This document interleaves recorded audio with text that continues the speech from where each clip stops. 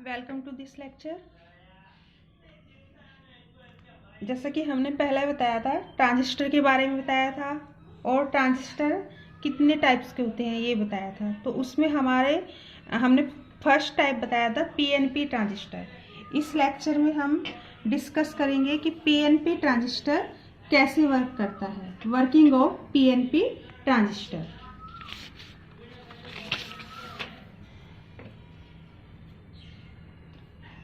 PNP transistor कैसे work करता है, यहाँ पर जो ये सर्किट डायग्राम दिखाया हुआ है ये हमारा पीएनपी ट्रांजिस्टर का कॉमन बेस सर्किट है, यानी पीएनपी ट्रांजिस्टर का उभयनिष्ठ आधार परिपथ दिखाया गया है। इसमें हमारी दो जंक्शन हैं, जो लेफ्ट साइड की हमारी उत्सर्जक आधार यानी एमिटर बेस जंक्शन है। इसे हमने क्या किया हुआ है कि एमिटर बेस जंक्शन को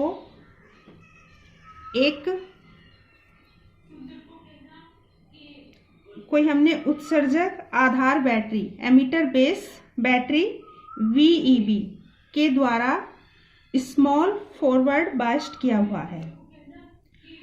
और जो हमारी राइट साइड की जंक्शन है यानी बेस कलेक्टर जंक्शन आधार संग्राहक संधि, इसे किसी दूसरी बैटरी VCB के द्वारा एक लार्ज रिवर्स्ड बायस्ड किया हुआ है।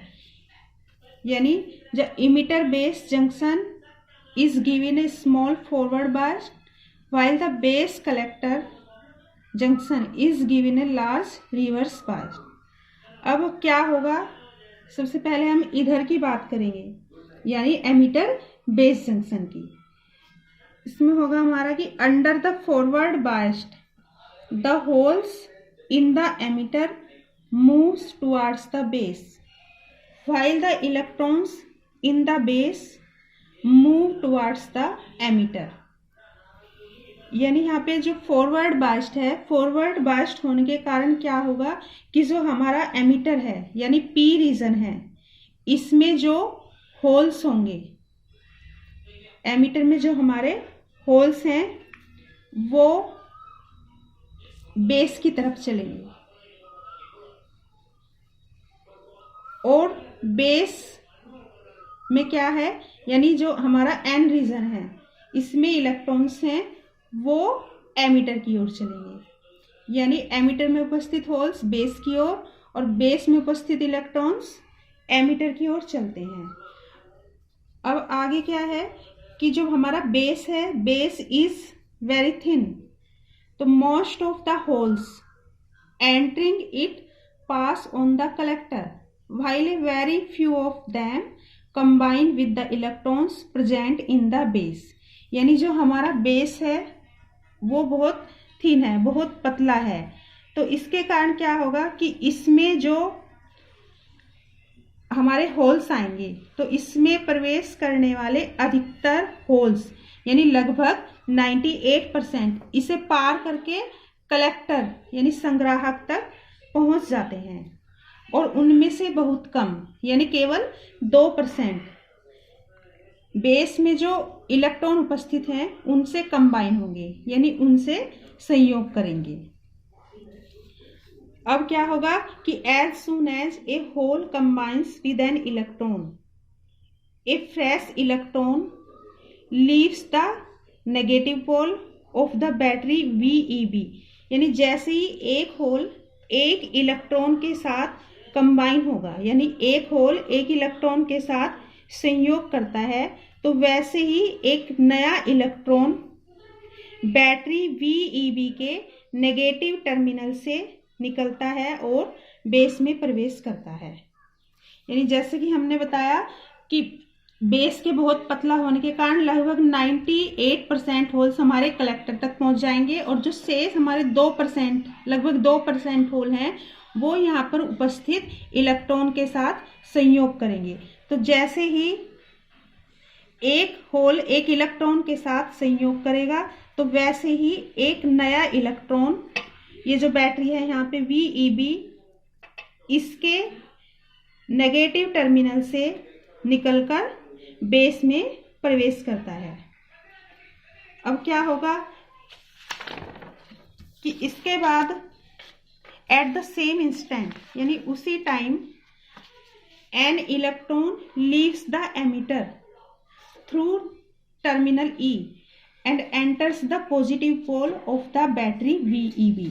यानी उसी टाइम क्या होगा कि एक इलेक्ट्रॉन एमिटर में से टर्मिनल ई के द्वारा निकलकर बैटरी VEB के पॉजिटिव टर्मिनल पर पहुंचता है, जिसके कारण क्या होगा, जब एक इलेक्ट्रॉन यहां से निकलकर बैटरी के पॉजिटिव टर्मिनल पर पहुंचा तो इससे एमिटर में एक होल बन जाएगा, एक होल उत्पन्न हो जाएगा जो बेस की ओर चलना स्टार्ट कर देगा।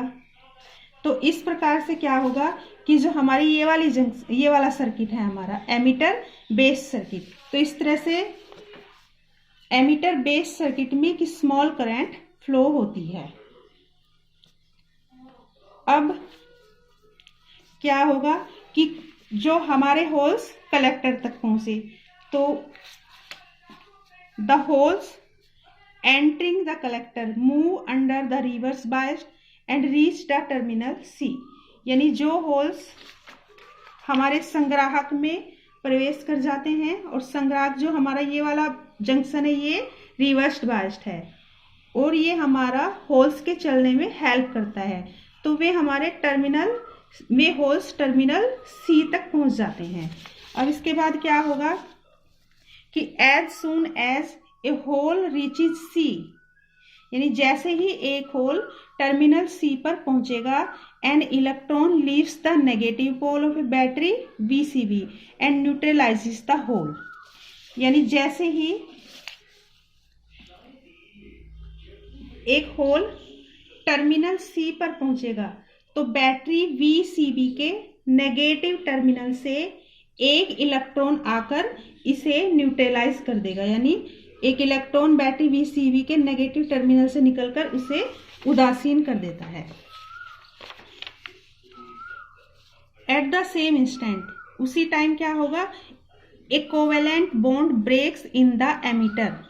यानी उसी टाइम एमिटर में एक कोवेलेंट बॉन्ड ब्रेक होगा, जिससे क्या होगा कि जो इलेक्ट्रॉन प्रोड्यूस्ड है वो leaves the emitter through the terminal E और एंटर कर जाएगा बैटरी VEB के पॉजिटिव पोल पर, और जो हमारा होल प्रोड्यूस्ड हुआ वो मूव्स टुवर्ड्स द बेस, और इसके कारण कलेक्टर इमिटर सर्किट में एक करंट फ्लो होगी।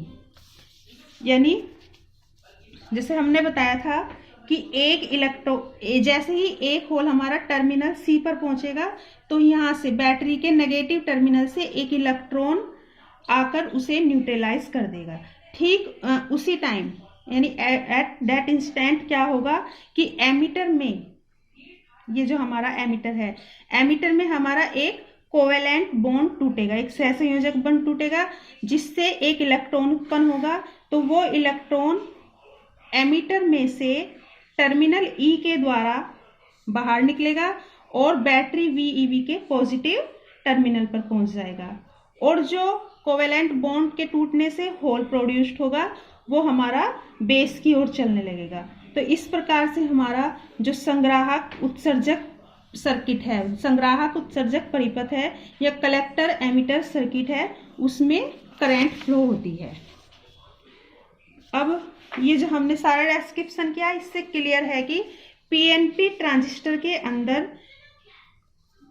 जो हमारा करंट फ्लो होता है वो होल्स के कारण होता है, और होल्स की डायरेक्शन हमारी यानी जो होल्स है वो एमिटर से कलेक्टर की ओर चलेंगे। तो PNP ट्रांजिस्टर के भीतर या PNP ट्रांजिस्टर के अंदर जो करंट फ्लो है वो होल्स के एमिटर से कलेक्टर की ओर चलने के कारण होता है, जबकि जो बाहरी सर्किट है हमारा आउटर सर्किट, इसमें जो करंट फ्लो होगा वो इलेक्ट्रॉन्स के चलने के कारण होता है। यानी holes are the charge carriers with in the transistor while electrons are the charge carriers in the external circuit.